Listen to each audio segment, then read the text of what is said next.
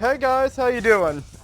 So this is False Bulls 123 coming to you from Medford, and I think this is I'm going to say day 2 officially of the quarantine, or whatever the hell you want to call it.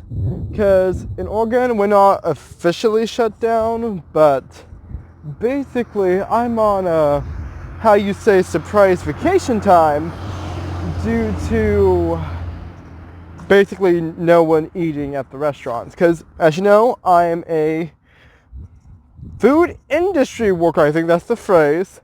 I'm a cook, I'm culinarian, whatever the fuck you want to call it. And so Kate Brown just released a statement basically about a week ago saying, hey, y'all can have restaurants, but you can't sit down for them. And since I work at a sort of sit down type restaurant, that don't work with us, honey. So we're closed down. I get like a month off. I still need to apply for unemployment, but hey, it hasn't even been a week yet, so I'll get it done.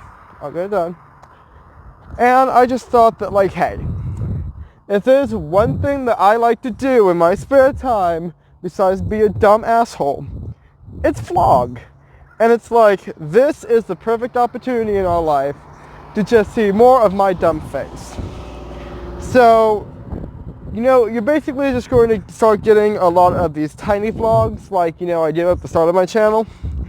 And I'm not going to upload them like I did at the start of my channel, because it's just, what even was those, But I'll, put them in little Tonkathons, I'll put them in little, omnibuses. I will package them together in sexy little packets just for you.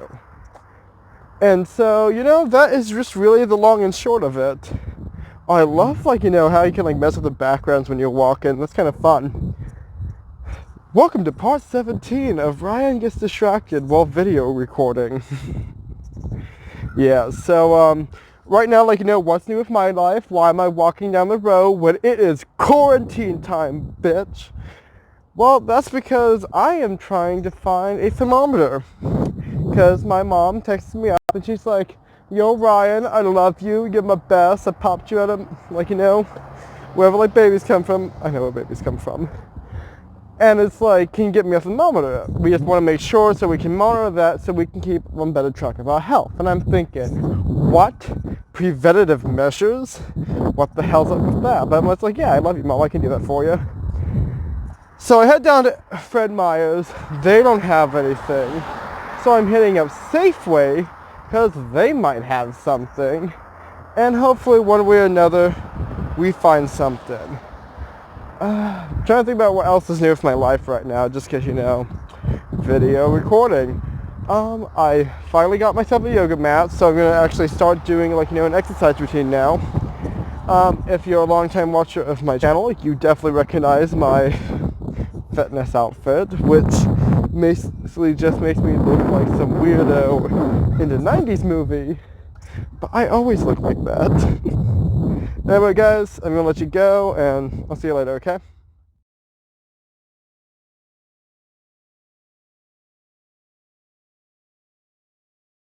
It's cute, it's realistically sized, it's proportional, that's not what I was looking for. But then there's my houses, and they're giant, they're ornately designed, architecturally wise, me and Minecraft, it's not Rococo aesthetically, but it's definitely Rococo ideologically. I definitely tend to overbuild things, but I also tend to have I think that's how to describe it. One time, me and my roommates, we had a Minecraft build, right? So, one of my roommates, I'll just call it L because I don't really want to say the names. Not that I don't love them, I just don't want to say the names. Let's see, hers was very chic. She used a lot of more, I guess, what you would call solid colors, metallics. So think silver blocks, mushroom, things that have a very clear, pearlescent sort of color to them. So her designs were very clean, they were very chic, they were more, I guess, aesthetical than functional. My friend Donnie, his was very realistically portioned. So everything was very highly detailed while still having very, I'd say, more elegant, realistic design. So very limited palette, very realistically detailed. It's absolutely gorgeous though. And it's just like, and it was designed very well. It had a really interesting flow to it. It had a lot of really interesting uses of staircases as an element, which is great. And I do love staircases just because they have such a variety of building material in Minecraft. My design is, I guess you can say, opalescent. Because if there's one thing I love is to play with pattern and design with, like, my buildings. So I remember with that update, they had just come out with the glazed terracotta blocks. And so many of my walls, on the outside at least, yeah, so pretty much all the walls on my outside had large woodblock panels, basically, and huge panels, by the way. Like, my base was the size of a skyscraper, right? And I wish I had pictures or video or something to show you because it was really great. Oh my goodness, it was so great, guys. But it really was, Basically, it used really large decorative panels throughout the outside of it, while the insides had different wall patterning based on each floor it was. Basically, it was 5 stories. Each story had a different room theme, and it was all connected through glass elevators, water elevators, which is my pretty much favorite form of elevation because it's simple, it's chic, and most importantly, it cuts down on space. Because if you have traditional staircases, that is a lot of space you're taking up design-wise. But if you have a water elevator, you can literally make it flat. Think about it. 4x1 actual elevator space, or I mean even 1x1, but I like to have breathing room for my characters, I am a firm believer that all rooms should be at least 3 blocks high. I just think that it's an important aesthetical choice. Otherwise, it becomes claustrophobic. Anyway, but basically think about that. 4x1, and then you have to add an additional block of space for building material, right? So that means if you want, a basic elevator, all you would need is a 10 by a 5x2 building space, and then height would be whatever, amount of floors you have. That is incredibly simple, and it's quick too. It's much quicker than actually climbing stairs.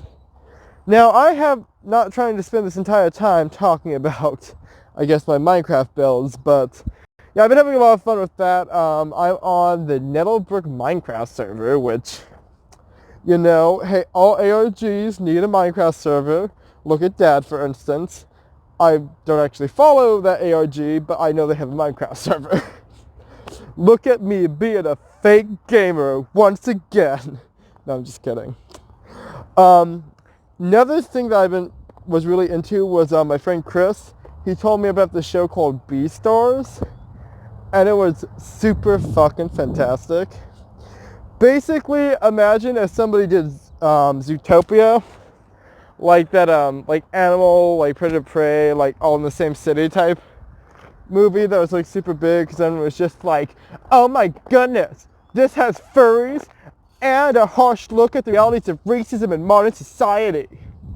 But basically, like, imagine like that movie, but like it was animated like Ruby, and it was a like high school anime. And it was actually like really good, and there was a lot of really interesting themes. One thing I really enjoyed was their exploration of, I guess, realistic animal physiology. So like they actually really explore the whole predator-prey reaction in a way that would happen with a sentient creature, right? So like the main character is like a wolf, and like he's like Oh yeah, it's Anther and stuff. And so like basically he's just like, yo, this chick is hot, but like, do I want to slam or do I want to shove her bloodily down my maw? And so like he's working with that, and she's just like, you're just trying to eat me or something, you sick fuck. I'm not into vor. And basically it's just like that's what happens at the show. And it's actually really good, and there's just a lot of really interesting cinematic choices. It has that, what's the phrase? Sakuga? I can't remember the term, but like just like really pretty animation, and you're just like, holy fuck, this production value, you know? Other than that, what else did I do today? Oh, I'm trying listening to audiobooks, and I don't know how I feel about it, you know? Because like, I'm super audiophile type person, you know? Always gotta have music, always gotta have the radio on. If you follow my Boolean blog, link down below in the description and in my bio, and everywhere else on the internet, just look up my name. Anyway, but like if you follow my Boolean blog, which you should, it's pretty cool, you might know I am super fucking obsessed with podcasts. I also used to write non-fictionally and not like, you know, blogging about podcasts on the podcast database wiki. That was the first wiki I ever contributed to, and I wrote a good, I'm going to say a little less than, about 60 articles for them. I edited partially quite a few more, and that was probably one of my largest wiki editing efforts. There's around 800 edits, I believe. Might have been a bit less. But enough of me, like, you know, jerking myself off about my wiki editing. Basically, you know, I love podcasts, and so I'm thinking, why haven't I ever tried audiobooks? And I like it. I think it is an interesting way of delivering a story audibly. Though I really have to say that as it goes, I much prefer audio dramas. Because audio dramas, they are dramatic. They are acted, which means that they utilize the resources much better. And a lot of the sort of audio tapes that I've heard before that were like books, like these, I remember my aunt had this one called like the Atomic Bombshell, and it was like this neo-noir series set in like, you know, on the Mars or the moon or something. You know how the stories go. It's like, I'm Tom Padroy, the last Martian detective, with like my hot Asian robot sidekick who's also a cyborg or something. You know that shit. Like, I listen to this stuff, and those are presented much more as audio dramas. But digressing. Basically, audio dramas, they're dramatic, they have much better voice acting. They have very intense Foley work. They're adapted to be listened to audibly, so that it's presented much like traditional radio theater. Actually, a lot of audio dramas take a lot of their roots from radio theater. Great instance of that is, of course, Uncanny County, which definitely has a lot of roots in that. Now, I'm kind of getting off the audiobook track just because you can obviously see my bias here. Definitely some great recommendations, and I actually recommended this to my friend Chris too, is Darkest Night. Darkest Night is a binaural podcast, which means that you have to use headphones because they successfully use reverb and panning and actually make a sonic landscape essentially. So you hear the people walking across the room, which is good, which is sexy. Other things, it has an ensemble cast. Do you know who Lee Pace was? He was the main actor in the excellent dark comedy Pushing Daisies from the early 2000s. And he's the narrator. It also has like other bitches like David Cummings. If you don't know who David Cummings is, you need to unsubscribe. I'm joking. David Cummings is the producer and main voice actor for the very famous No Sleep podcast, which is a creepypasta podcast based on the Reddit No Sleep. Anyway, oh, and RuPaul, which hopefully you know who RuPaul is in this day and age. If not, just like type that in Google, because I believe you must have lived underneath a rock. He was pretty famous since the 80s. Like, he was in a music video with Elton John, so if those names don't do anything for you, I'm sorry. But basically it's also just really interesting bridge narrative. It is essentially a horror podcast, but then the bridge narrative is a more underlying intrigue plot. So if you like stuff like Fringe, or I guess like just sort of any sort of anthology horror, it is your Mamba Jamba. Definitely would recommend for fans of things like the Black Tapes, or Limetown, stuff that has sort of a similar feel. Those are all great. So actually talking to my aunt, well, I say talk, but it's more like rambling. I was sort of rambling to my aunt the other day, like I'm doing now, about just audio dramas and podcasts in general. So I'm going to hang up now just because I spent like the last 20 minutes or something chatting about this. But hey guys, what's up? This is False Bulls 123 and fuck, now I have to count. Day 4 of the quarantine. Yeah, they're going to happen each time. I'm going to completely forget what day it is because I'm bad at them. Yeah, so I just finished up my double chocolate cherry pie. So if that sounds at all appetizing to you, definitely check that out. I'm going to put a link down below. It's like on all of my social medias. And yeah, because I figure, hey, we ain't doing jack shit right now. I'm just going to switch camera a little bit. We aren't doing jack shit right now. And I'm hungry. And so it's like, if I'm not baking, what the fuck am I doing with my life, you know? So even though it's the quarantine, I am still trying to visit my mother because she needs some help a lot of times. And it's nice to visit, and I am trying to take many precautions as I can, with everything that's going on. I'm showering when I get home. I'm changing my clothing because I want to make sure that if I have anything on me, it's not going to be infecting other people, because I'm still a little unsure about how, this stuff spreads. And right now we're doing pretty okay in Oregon.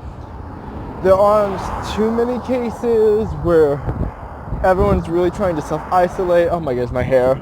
Everyone's really trying to self-distance and all that. So I think we're doing pretty good. My quarantine obsession is, of course, like I said, Minecraft. I've been doing that. I've been trying to do some self-improvement. Yeah, I actually cracked open my, I've had this book for the last couple of months called, I think something about food writing. I Will Write for Food. That's the name of it. And so I'm exhaustively trying to read that. And it's going pretty okay. I'm doing my best. There's a lot of info there. But besides that, I'm just kicking it, playing some video games, doing some other fun hobbies I never get the chance to do, and just living my best life, So down below, guys, tell me what you're doing for the quarantine. Are you having fun? Are you not having fun? Are you about to take a croquet mallet and murder your family in a drunken homicidal rage? Link down below. To be honest, I have been kind of, slacking on a bunch of my blog posts, but I figure I'll get around to it. Around to it. I had a joke for that, but I think it was more of a visual one, so it's not that funny. Because, there are a few Boolean blog posts that I haven't pushed out yet, but it's going to happen sooner or later. I mean, what else am I going to do? That being said, stuff I'm excited for is April 1st. I'm probably not going to have a dentist appointment, which sucks because I wanted to get one of my little cavities filled. But there is going to be the start of this new thing called Quibi. It's like this short form video like streaming company. And this is like I can't do like the little hashtag. This is hashtag not sponsored, by the way. I'm just like talking about this because I literally have a media blog, and that's what I do with my life, is read Netflix press releases because I'm boring and a nerd. But basically it's like this short form horror. It has like a bunch of backing. It got like Chris Hemsworth as an actor. It got Quentin Tarantino. No, that's not it. It has Guillermo del Toro. Very different director. It has Guillermo del Toro. It got some Steven Spielberg. It has like a bunch of other actors and directors. And hopefully the traffic isn't like too loud. Honestly, to quote Echo Rose, can cars just stop? Our planet is dying. I want that on a t-shirt. Like merch ideas for them, because I would buy that. You know, if I had more than 8 subscribers, I would have to seriously think about merch ideas, because I see so many like good ones, and I'm just like, if I had money, and was also not a cheap piece of shit, I would buy merch. I think the only merch I've ever actually bought in my life was the Black Taste podcast. And you might have seen me wear it occasionally. And my hair's gonna mess up again. And it says I survived the unsound. Like it's a hoodie. And that was my favorite merch. Because third episode they pushed out is called the Unsound. And it's like this ring type thing where like you listen to this like audio track. And a year later, you mysteriously die. But like, so a year after they like released the episode, and we all hear this spoopy sound. Like no one died, because it's like, it's fake. And so they released that merch, and I'm just like, haha, obscure nerd shit? That's my shit. So I like bought the thing, it cost like 55 fucking bucks. Took like 4 months to get there. Still my favorite thing I ever bought, And it's like, there's people out there like wearing Supreme t-shirts, and that's some broke shit. But then there's like, I love like, a lot of the really great merch stuff that's out there. Because I'm just like, I can have things on my body that represent brands and TV shows I enjoy to prove my pop culture mettle. That's hot.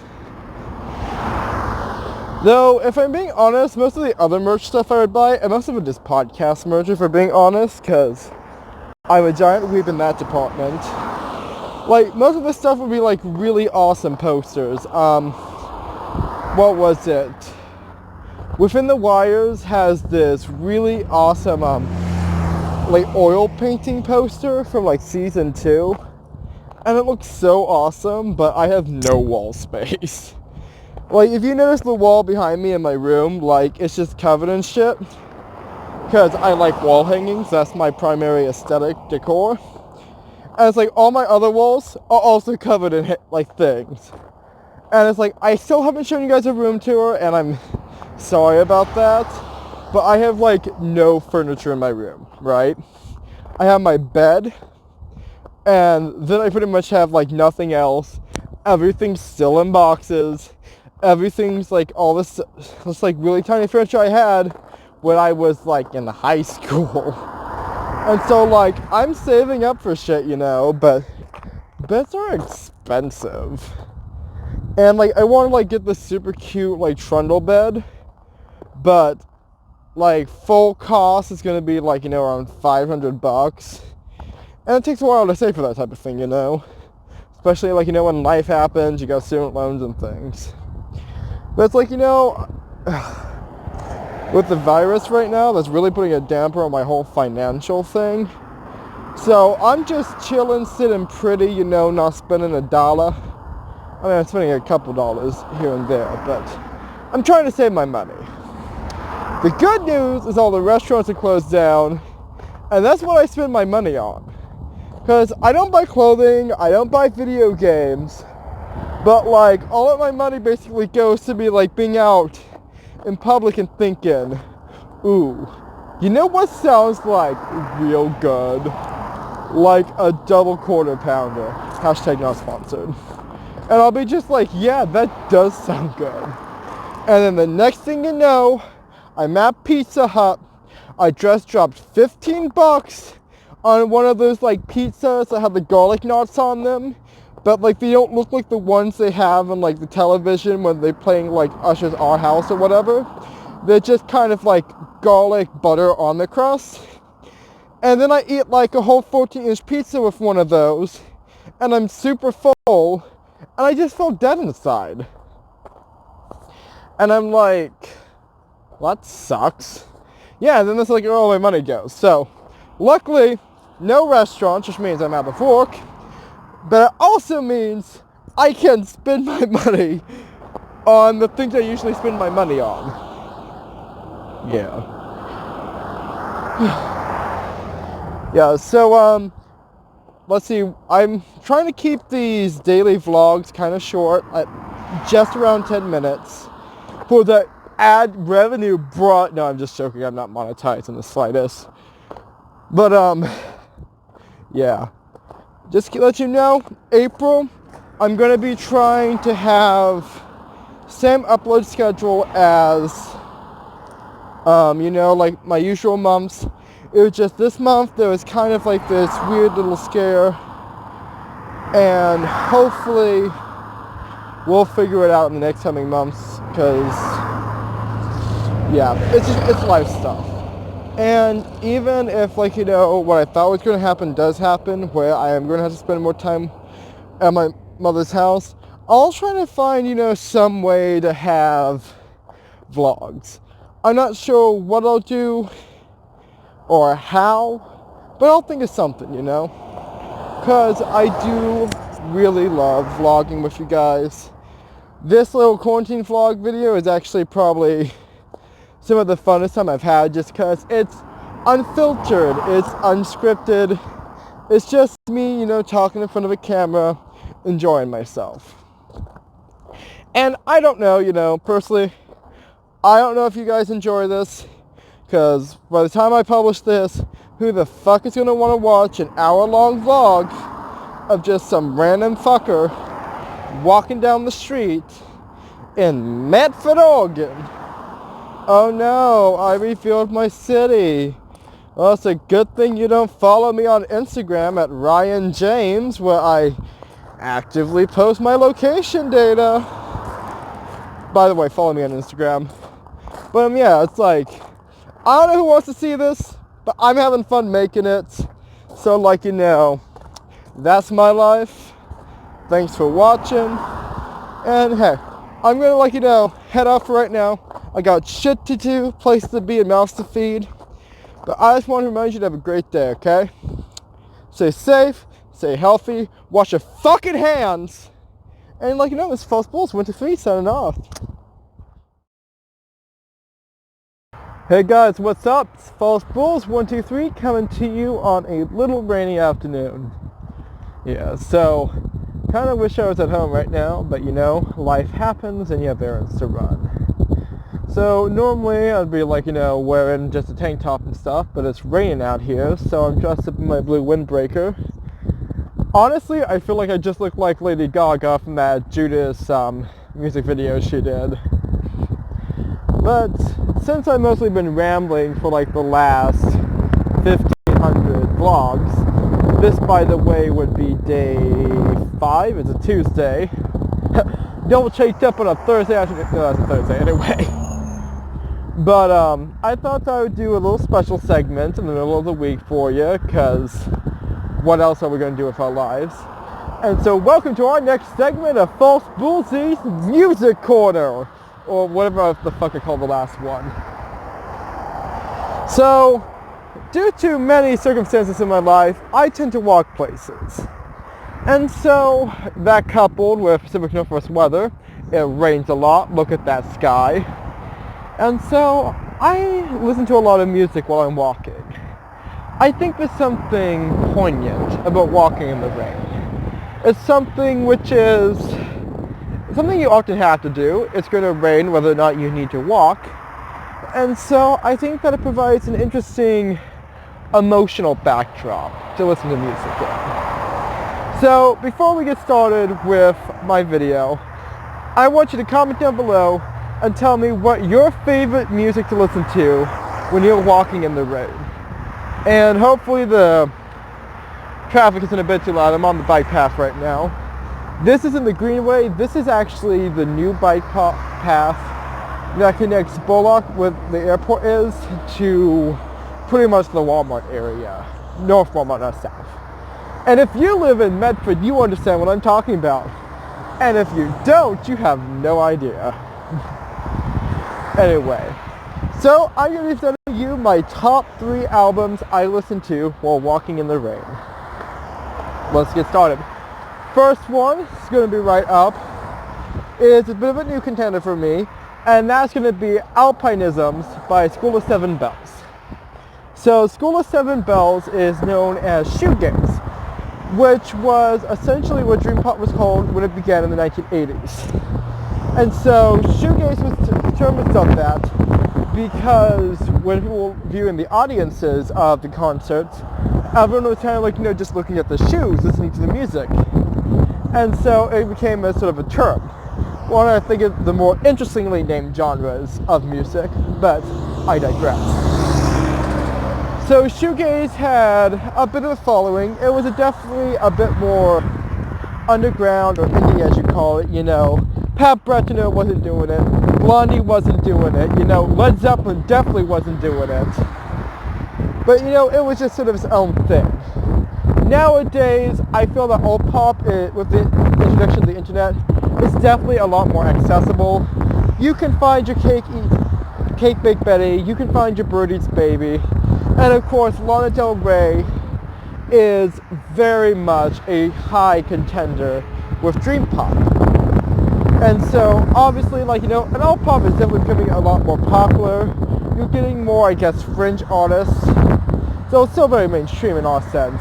The thing about, Melanie Martinez and Billie Eilish, they are definitely a bit more, out there as pop artists than the more, safer options to push in the industry, such as Sheryl Crow or Katy Perry or even Taylor Swift.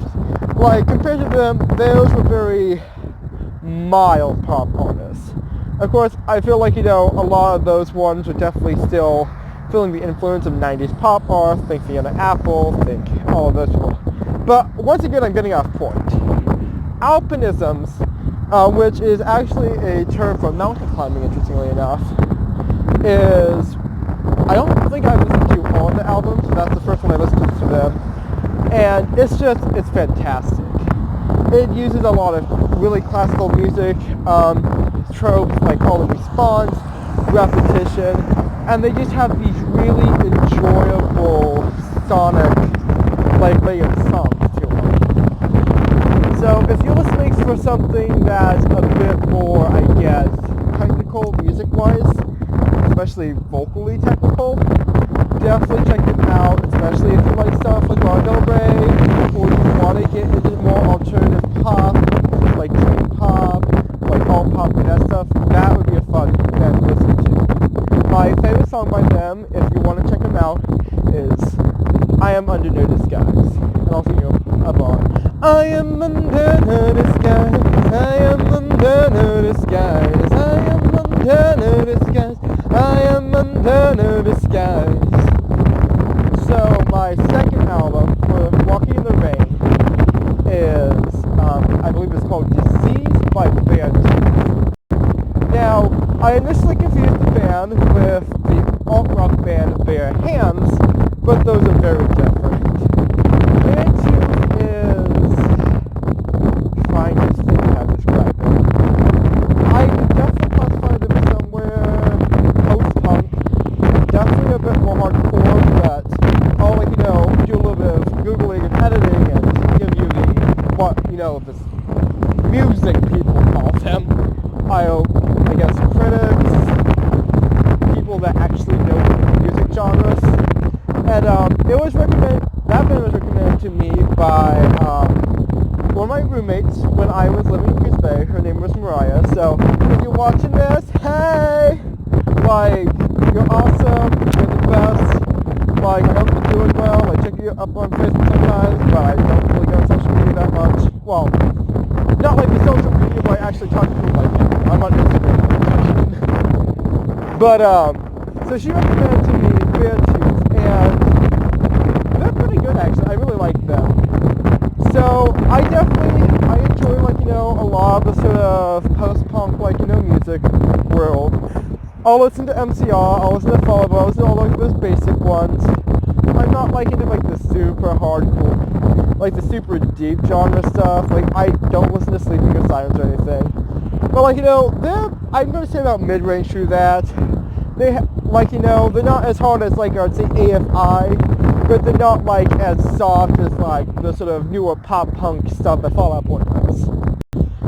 And so, like, you know, they have, I think, a really fun album. They do have a lot of melodic structure to their songs on top of the more energetic lyricism that you expect in the sort of genre. So I definitely think they're fun, and they're a lot more of a faster beat, they're a lot more intense of a band, which I think provides a sort of different emotional tone for walking in the rain. And my third and final band, is actually a bit outside of my bailiwick. It's a bit hipstery, even for me, if I'm being honest, because I listen to a lot of fringe genres. I realize that. So my third genre for the day,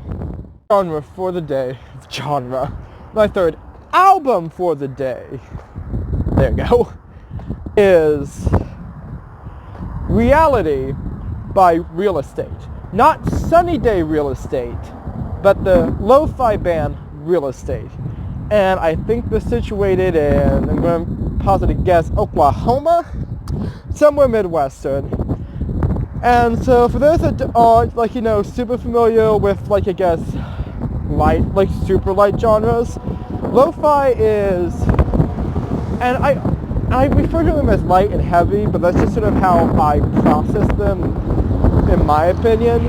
You might have a different way of personally classifying or categorizing music genres, but for me, light and heavy is really how it makes sense in my brain. So, lo-fi is super light. It's not as light as I would say ambience, but it's definitely much lighter than shoegaze or dream pop. And shoegaze can be a bit heavy in itself. It can have some tooth to it, you know. Great example of that, I'm digressing a little bit, I just want to put this out here, is My Bloody Valentine. They definitely had a bit of tooth to their music. They definitely play around with dissonance, how do you pronounce it? And like their music and stuff like that has a bite to it. Now, lo-fi is, I'm trying to think of the best way to describe it. You ever seen like those videos online where it's like, put your hand on my shoulder, but you're crying in the bathroom at a party? And so it's like, put your head on my shoulder. But it's like, so it's like that music, but then it's muffled, so it's like, put your head on my shoulder. So like you have that muffling, but it's really just them playing around with reverb and stuff. It's kind of like that. Lo-fi is essentially really melodic but overpowering music set to understandable but very light vocals. And so it's kind of like if you put on It's a Terrible World, It's a Wonderful World by the Decemberists, and then like, you know, walk out of the room and you were kind of just like drinking coffee in the kitchen more playfully. That's sort of the best way I can describe it from a, I guess, aesthetical viewpoint. But basically it's very calming, it's very relaxing. It's kind of the music you would play if, like, you know, you're emotionally dead inside and you're trying to deal with, like, you know, the new and weight of the world. And so it's cathartic almost, I guess you could say. And so they had some good music. I remember a coworker recommended me the band. I don't listen to them a lot, but I think, like, you know, if you're feeling really, really down, and it's like you just don't want to, like, you know, deal with life. Yeah, so Reality by Real Estate, not Sunny Day Real Estate, Real Estate would definitely be a pick. Anyway, guys, this has been me rambling about way too many genres that I barely have a toe in. But, you know, I love doing these segments, you know? I just love rambling on and on about all the music I listen to and flex on all of those poses. Because this bitch is out here being like, your music is so weird. And I'm just like, yeah, and you think the same Pepsi means you're cool. But it doesn't. That being said, St. Pepsi's amazing. Like, clap and a half right there, you know? But anyway, guys, you know, I want to hear from you too. What is an artist, song, or album you would like to listen to when you're walking in the rain? And how does it make you feel? Do you walk in the rain when you're sad? Does it make you energetic and pumped? Are you just really calm and contented because you are sort of just in this moment of oneness with nature and the weather, and you just feel happy and whole? Is that how it makes you feel? I want to hear it, okay? So I'm going to sign out because I got shit to do and places to be and people not to be but to interact with. And this is False Bulls 123 signing off. Hey guys, how you doing? This is False Bulls 123 coming to you day 6 of my quarantine vlogs. So if we're being honest, I'm already starting to have, like, you know, the seminitis set in. That just, when you have those long periods of inactivity, you'll get this situation where you just sort of like lose the time, you know? And that's definitely happening. It's already Wednesday. Can you believe that? Like, even though I do these daily logs, it just seems to drag on and yet fly by at the same time. It's like the weirdest sensation. You all know what I'm talking about. So I've been trying to listen to audiobooks more, and I figure with, like, you know, what we're doing right here with these sort of like daily vlogs, it might be nice to, like, you know, switch up the radio, like, you know, experiment with the type of stuff that I vlog about. So I've been listening to 2 books. One is The Woman in Cabin 10, I believe. Don't remember who wrote it. And then Gone Girl, also, which is a little bit more, I guess, popular, well known. And I also don't remember who wrote that either, because I am shit with authors that aren't, like, you know, super famous. I mean, I can tell you some of my favorite authors, but I wouldn't be able to tell you who wrote, like, you know, some random dime novel, because I'm a piece of trash. Anyway, I've been watching a lot of BookTube recently just because I love Reddit videos, but after a while they kind of blur together. And if I'm watching them, I want to pay more attention to the actual video, really listen to the stories and enjoy myself. Otherwise, it's just mind-numbing noise. And yeah. So I've been watching some more BookTube, you know, Crimson Rogue, Strange Eons, Onision videos, which I've seen like 15,000 times. There's this new one I'm watching called, what was it? Read with Cindy, I think. And she's hilarious. I absolutely, like, she's my new favorite, like, YouTuber of the week.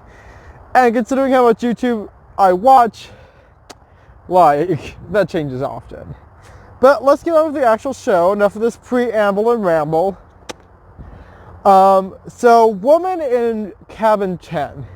I think I've read the first 3 chapters, or listened rather, the audiobooks, of course. And it's okay. Honestly, it's kind of coming off as one of those, like, pulp thriller or mystery novels which I can enjoy, you know. I, like, you know, spent a lot of time with, like, you know, my grandma, with my mom. They definitely tend to read, like, all those, like, Debbie McCormick type books. I don't know if she's a thrill mystery writer, but, you know, just all of those, like, you know, thick mystery paperbacks. And, like, you know, you can have a lot of fun with those sometimes.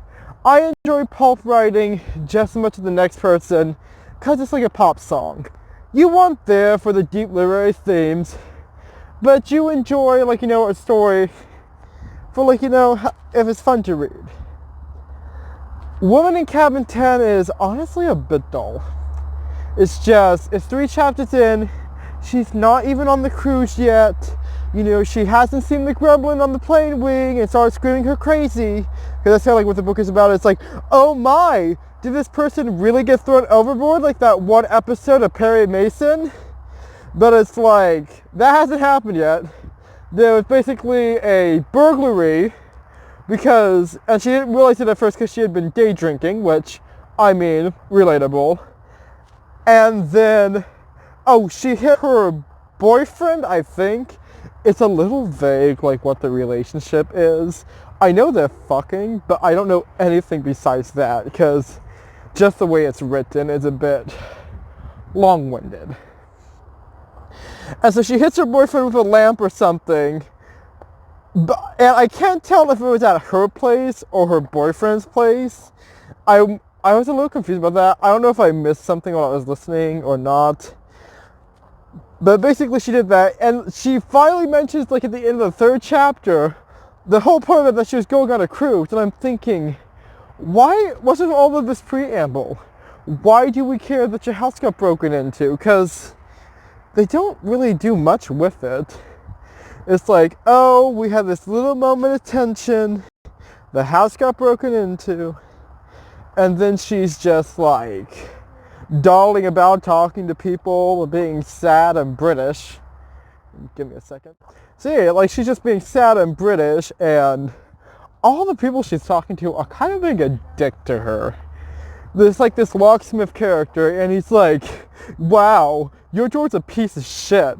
I could literally like, if I was a burglar, I could just, like, kick this door open. You wanted me to show you? And I'm thinking, no, she doesn't want you to put a fucking hole for your door. Why are you paying this person money? Like, he has horrible customer service skills. And it's like, is that intentional? Are people just dicks to her? Because, like, horror film, Teeth, right? Like, that had some super deep feminist overtones. All the guys in it were kind of shit. And that was the point. Because they were caricatures. They were meant to have this sort of bias and agenda to their characterization. In this one, there's just a lot of really assholey people in the thing for no reason, and she doesn't need all this salt. And honestly, I'm so gosh darn bored by the book. Like, I'm reading this and I'm just like, when do we get to the dead body? Because, like, hey, at least in an Agatha Christie novel, you're setting up an interesting cast of mysterious characters, all with the, like, you know, spotted past. And you're like, hey, who are all of these dumb fucks? That's what makes whodunits good. That's why they have, like, you know, a setup. But they're not really setting up her life very well. You don't really get, like, you know, that big of a thing, except that she's a news reporter, and she has a boyfriend who she hit with a lamp, because apparently, like, you know, she's a bit jittery from the break-in. And it's just, you don't really know jack shit about her, or her life, or why we should care about her dumb butt, you know? But then you have, let's see, Gone Girl, and I only listened to about the first 15 minutes of it, but I like it like a bajillion times better. I don't really know much about the characters yet, but just, like, you know, husband, wife. Honestly, their relationship sounds really toxic, actually. Like, the wife seems to be super, I guess, negative, super, like, you know, just uncompromising.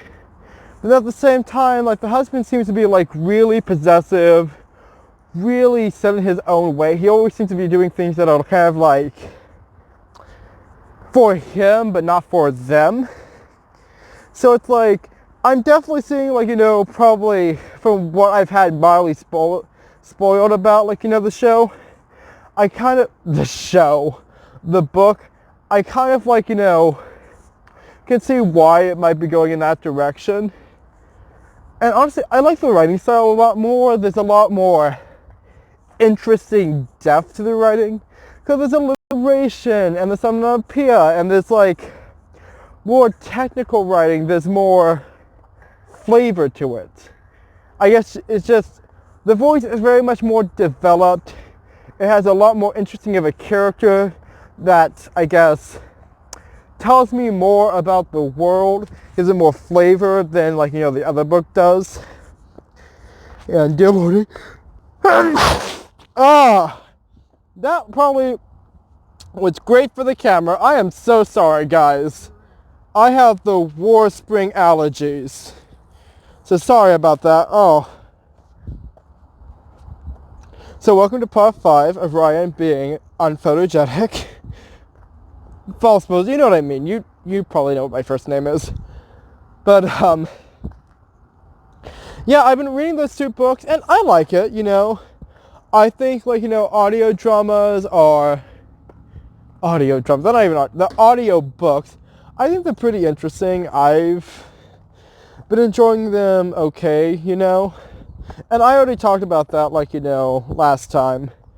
But, anyway, I just wanted to, like, try something new, talk about something, like, that I haven't really chatted about before. So I just want to, like, thank you guys for listening. If you have read the 2 books, tell me what your first impressions of them were. Should I keep reading, like, The Woman in Cabin 10? Does it pick up a bit? Because I might put it down for, like, just something more interesting. Because I have a lot of books on hold with, like, this app I've been using. And I just kind of, like, want to get into it. Also, another cool thing that's been happening, though I'm going to tune out pretty soon after this, is April 6th, they're releasing this new streaming service called Quibi. This is hashtag not sponsored. This is just me, like, word of mouth shit.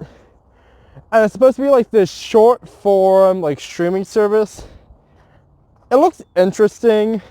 I think it does look a bit gimmicky, but they have a lot of directors behind it. They have a lot of, like, famous Hollywood hot people in it. So it's definitely something I'm going to check out for the Boolean blog. But let me know what you guys think about it. If you've heard about it, if you think it's interesting. Because there are, like, a few ones I want to check out.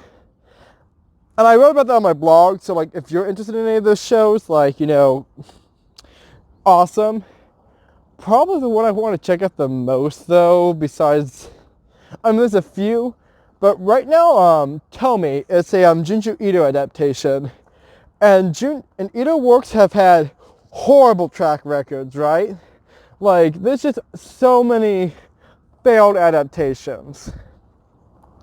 And it's like with other horror people, like, with, like, Stephen King's works, there are some really good adaptations, and then there are some shit adaptations. Namely, Cujo. Cujo can suck a dick. That was a horrible movie. It has none of the depth of the original. And see, the thing about movies is that they have no teeth compared to a lot of Stephen King work. Because they'll, like, basically censor all of, like, the squicky stuff that they don't like. And I'm like, what the fuck, Hollywood?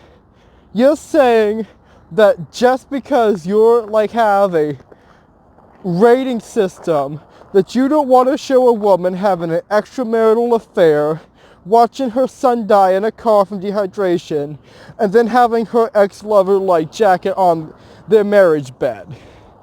Grow the fuck up, Hollywood. Like, come on.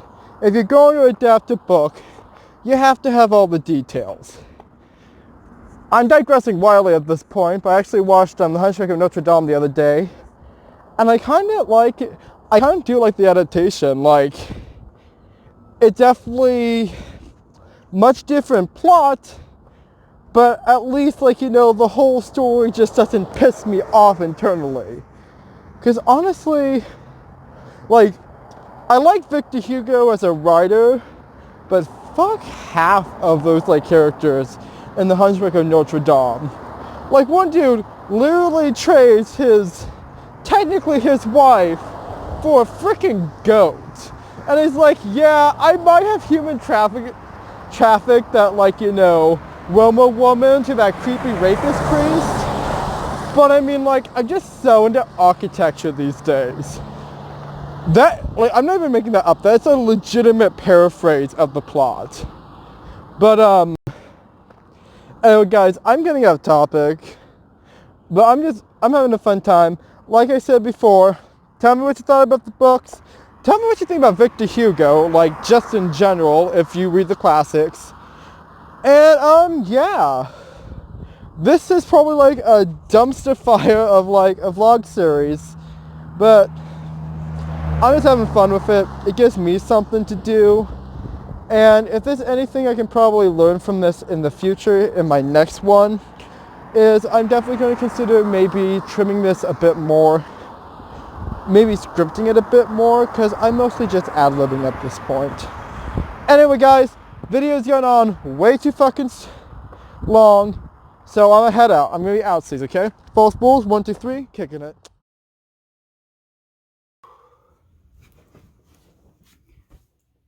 Hey guys, what up? This is False Bulls 1, 2, 3, and this is day 7 of the quarantine. I'm trying to not go stir crazy, just trying to have, like, do as much as I can every day. I actually, like, just picked up, I guess my tips from the last week, because I'll get, like, paid every 2 weeks, and then my restaurant actually is really nice. They give back of the house and front of the house a share of the tips. And that's apparently based on food production rather than any actual tip cost. I don't understand it myself, but I'm just like, gas money? I'm gonna take it. But, other than that, I've just been going absolutely stir crazy. Haven't really had, like, a bunch of super interesting conversations. Haven't been my super social self. Except for, like, online. That's where, like, a lot of my friends are, and that's pretty chill. But besides that, I've just been chilling. So this vlog, I thought, like, this brand new segment for what's going to probably be an hour-long video or something, is I want to talk about wikis. Do you guys know what a wiki is? Because a lot of people don't. So, first off, wiki is, trying the best way to describe it. I believe it's defined as a website in which multiple people can edit. So, that sounds a bit confusing, but it's basically... Now, there are a lot of different wikis out there, and I think they can be considered wikis. But the more common type are encyclopedic styles, right? So you can think of Wikipedia or IMBD as a really common wiki. You also have what's called things like wiki forums, which are basically websites which host smaller wikis. Wikio, which owns Fandom, I believe, is basically the big mega giant of that. You also, by the definition, would have smaller non-encyclopedic wikis, though those would be much more rare. Think, for instance, writing websites. So you would have, like, your fanfiction.net, Archive of Our Own, Literotica. All of those would be technically wikis, as there would be multiple people producing content. Or SCP Foundation, another form of collaborative writing that would not get me demonetized. But now, I'm not sure if now I might be incorrect, but I would consider those wikis by the definition as I understand it. If you have a better grasp on whether collaborative writing websites are considered wikis, please comment down below, let me know, call me a dumb bitch, So, but let's go on.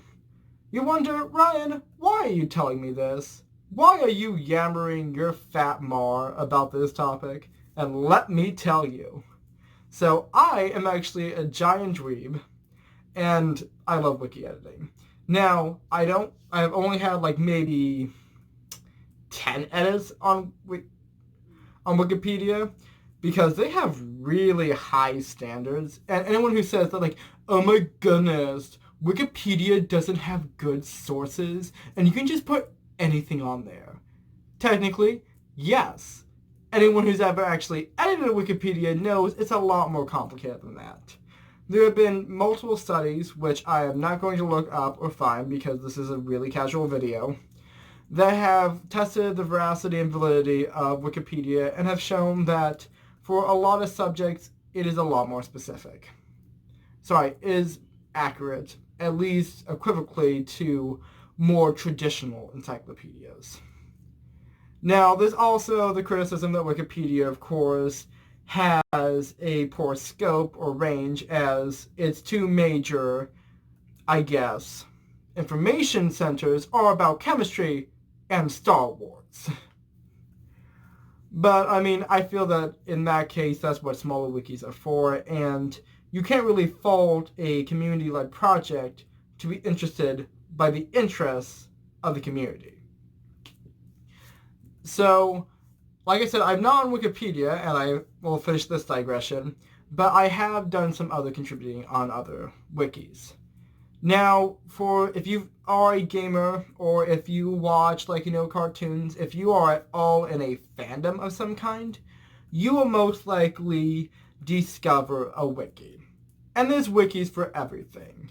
I remember one time while researching a podcaster for my podcast database wiki, I can't remember the name of the podcast, but it's actually really interesting. She was an adult film star and a bartender, which I thought was a very interesting range of skills to have in one's life. I was able to find her on several wikis, including one for I believe it's Philippine celebrities.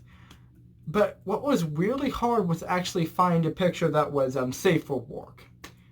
A good picture. The ones on Wikipedia they have really strict photo copyright laws, which I understand, but it's really hard to find a good photo that matches all of their criteria. Well, a lot of the ones I use for Wikia definitely are under fair use law. But digression again, sorry. So the first wiki that I ever started contributing to was the podcast database wiki, which is exactly what it sounds like. It is a database for podcasts and podcasters. And so when I first started, it was dead. Absolutely dead. It had about 70 articles. Many of them were stumps. To be honest, after I, did some editing, most of them were stumps, but the stuff I made from them were not.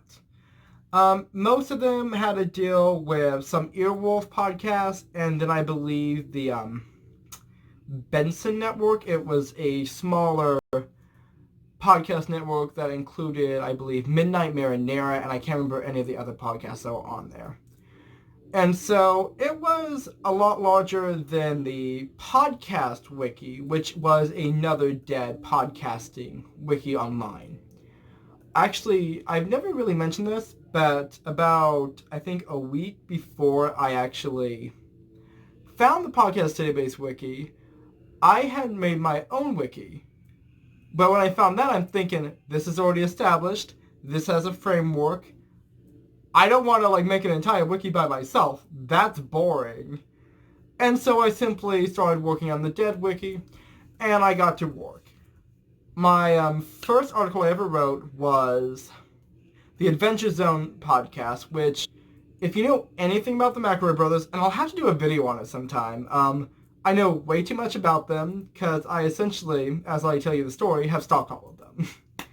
Not in a creepy way, just in an internet way.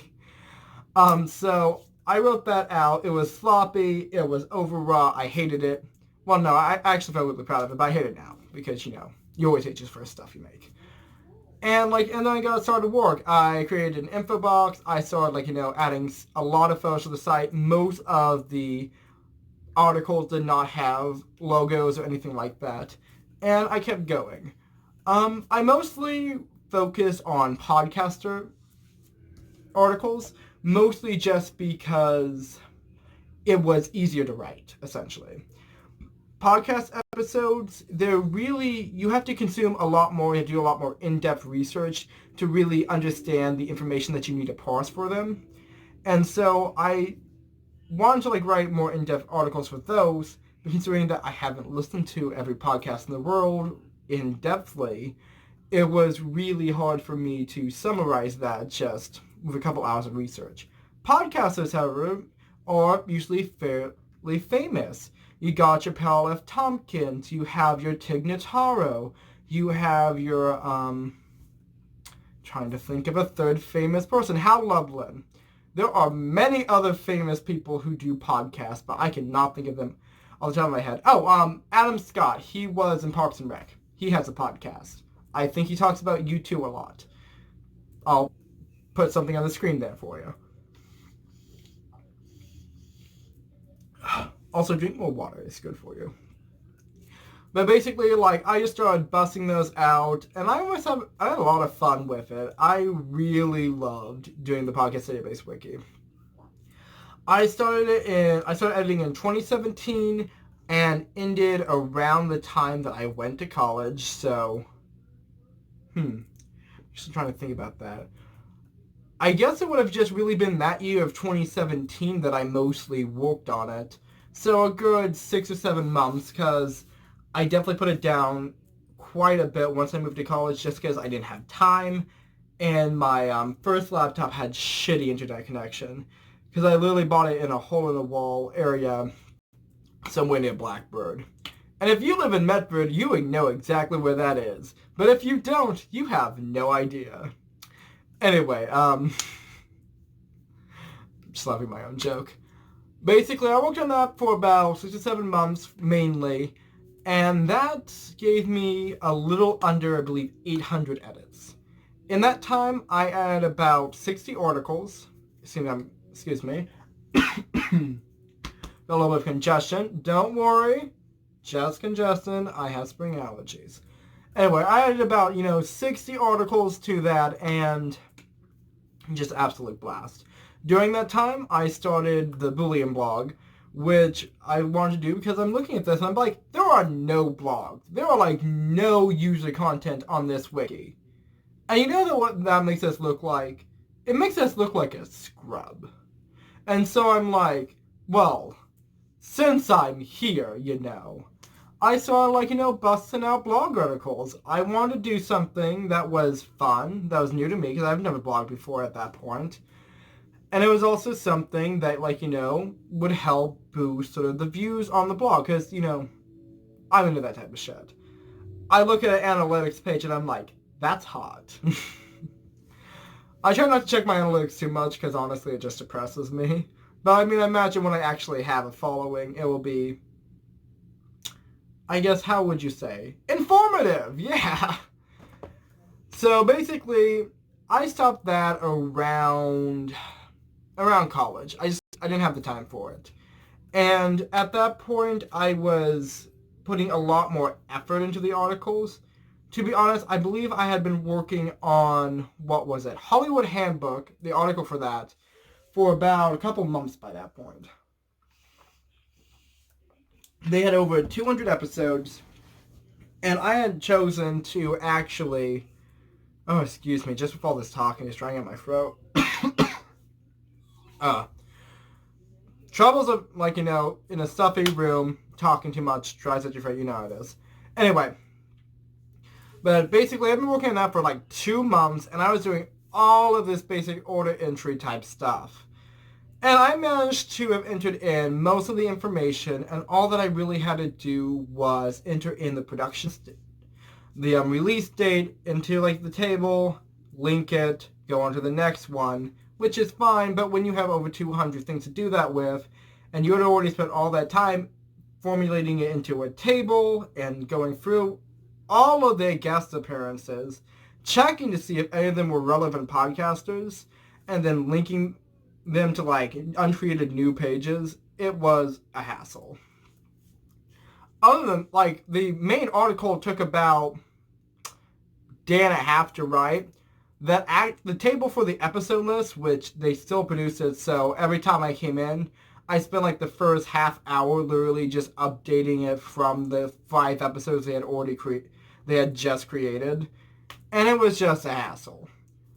Eventually, I would love, like, to go back to that wiki and just slam things out and have fun with it.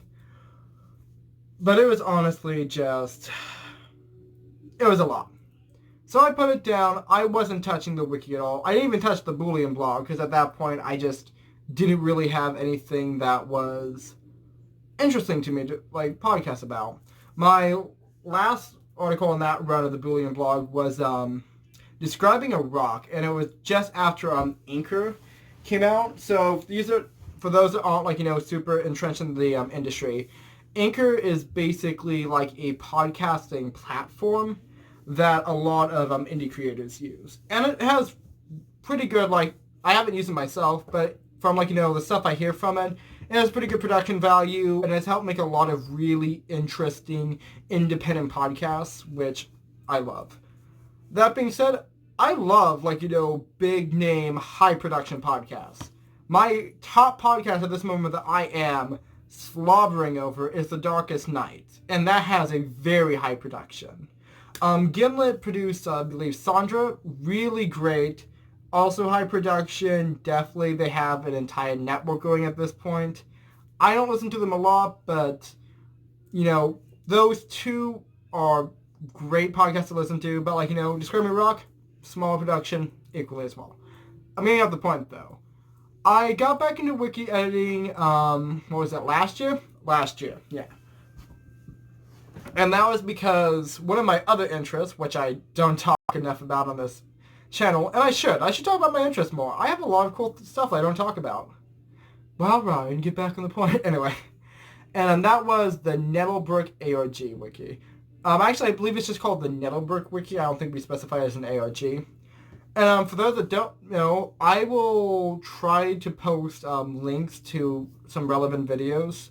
If you watch Nightmind, if you watch Inside of Mind, if you watch that side of YouTube, you've probably heard about it. It's because it went through all those rounds media wise.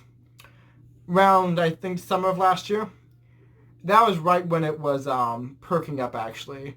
I'm pretty sure Nightmind and Inside of Mind had made their videos before what we call Stabfest in the community, but that's not the point. Basically, it was near the beginning of the Discord, actually.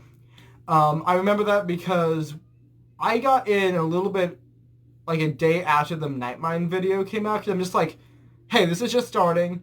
I've never been part of an ARG before, besides, the Black Watchmen. I want to try something, new. I want to be adventurous and have fun.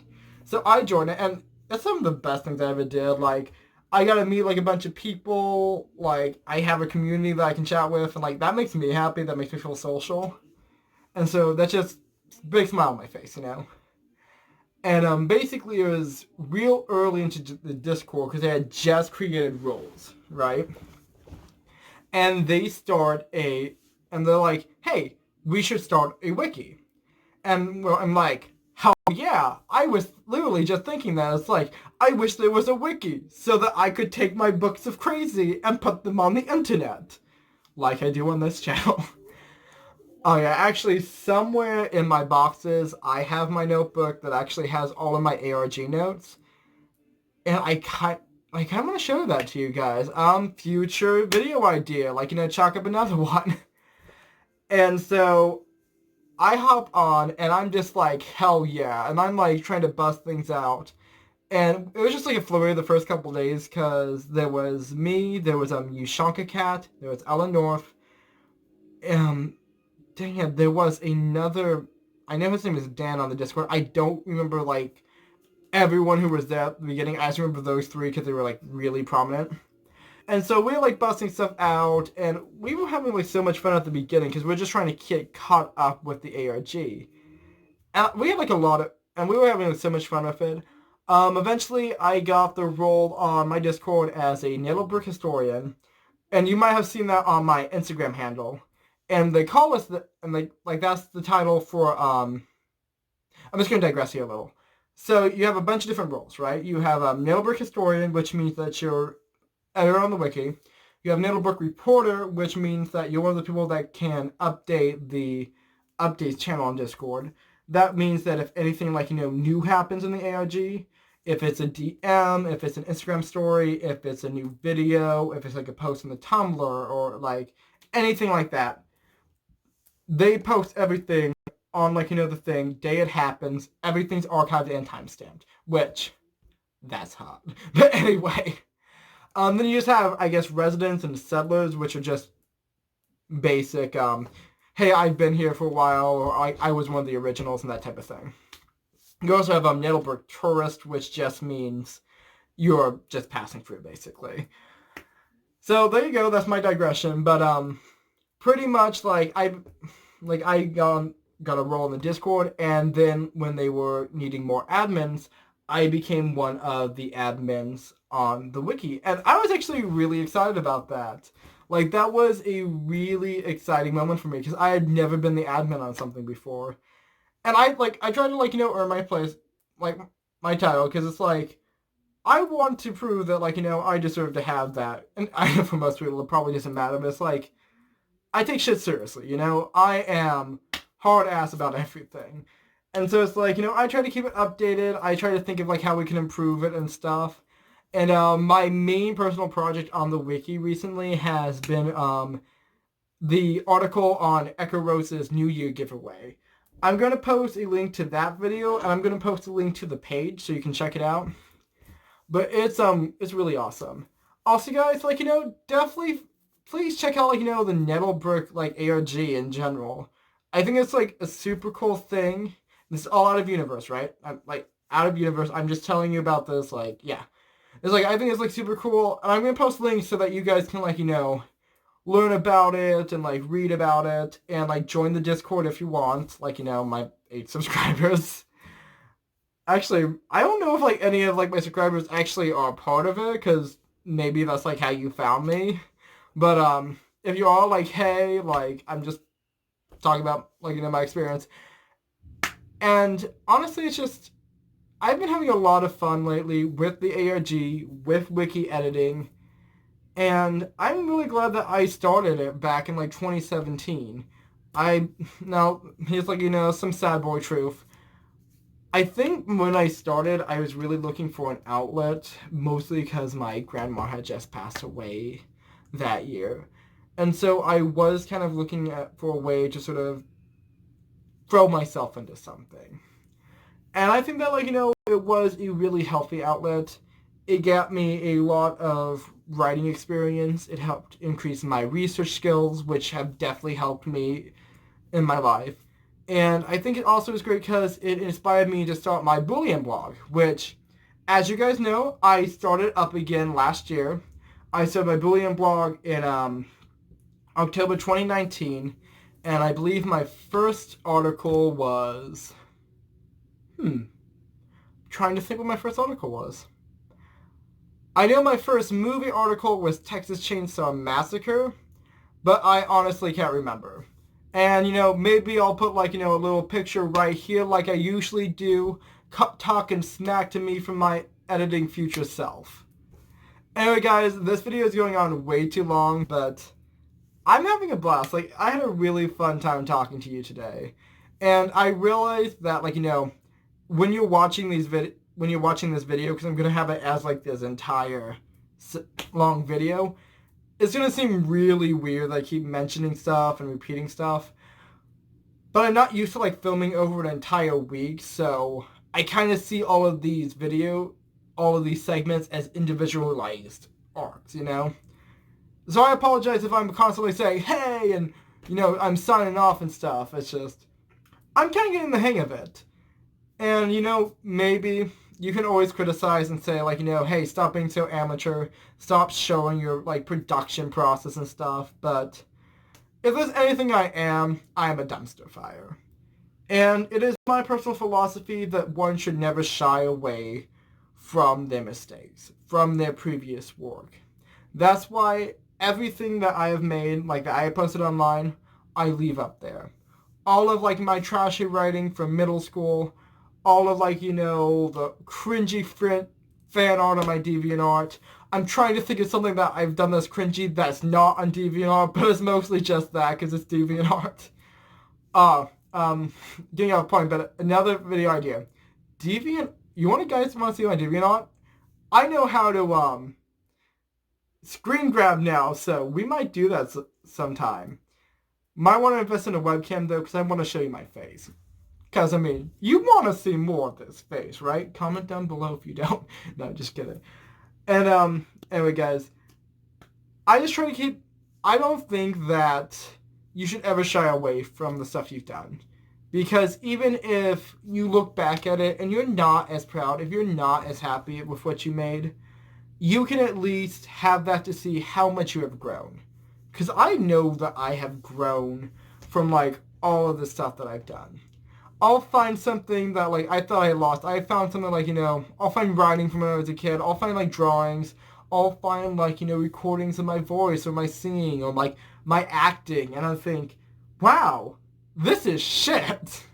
And then I'll look at stuff I do now and I'm thinking, this is less shit.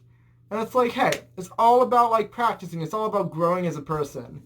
And if you destroy and hide away the stuff that you didn't do when you were a kid, or like when you were just younger, you're going to regret that because you won't have that perspective. I think at the same time it's great because you can look back and you can see this imagination, you can see this inspiration that you forgot that you had. Because I'll read some of my older writing and I'll like read these really funny moments or this really interesting tone of voice that I just have not been using. And I'm thinking, I really love that. Like, there are things that I write that's like, I just never stopped writing, and it's like, I really enjoyed. So, I think it's great because you also see parts of yourself that you used to use all the time, and you just haven't really expressed that part of your personality in a long time. And that's great because you can sort of refilter and reabsorb, like, different parts of yourself, and so you can express yourself more fully. And if you destroy, like, stuff like that, you're losing a part of yourself that was really earnest, that really wanted to make something. Anyway, guys, kind of going on a little philosophical tangent, but it's just the night for it, I guess. I'm going to do my stuff. I'm trying to get caught up on my production schedule because it is kicking me in the ass somehow. But besides that, I just want to thank you guys. Thank you for watching this super long-ass video. I'm sure it's like an hour and a half by this point, and I'm sorry, but I'm not that sorry because I'm having fun. So, if you're like me and you just like to watch videos for like the noise, then I'm your guy because I never shut up. Anyway, guys, this is False Bulls 123, and for tonight, and who knows how long, I'ma head out, so.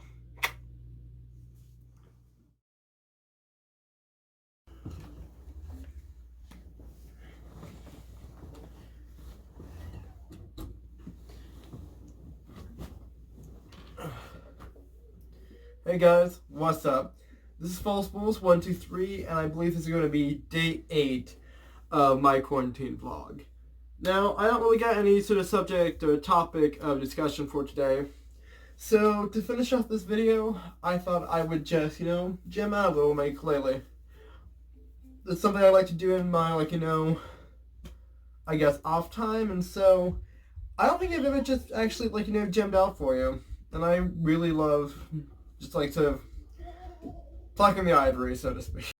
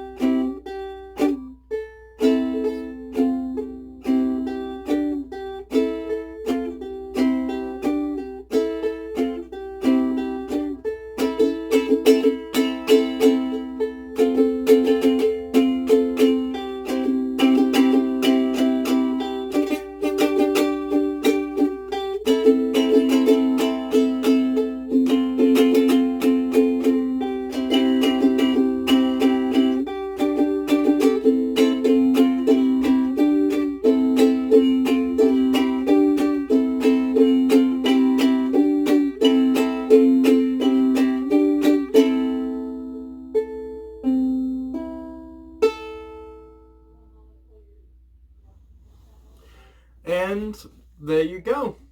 Just a small instrumental piece. Check in next week for probably more of this inane rambling and whatever crazy stuff I'm doing, like, for quarantine. Had a lot of fun this week, just shooting the shit, enjoying ourselves, and if you have any suggestions for video ideas, for software, preferably ones that aren't scams, I have had a few lovely spam bots tell me to touch this stuff, and I'm not going to. Or just want to say hi, tell me I'm trash, roast my hair, whatever, just tell me below in the comments. And I'll see you next time. This is False Bulls 123, signing off.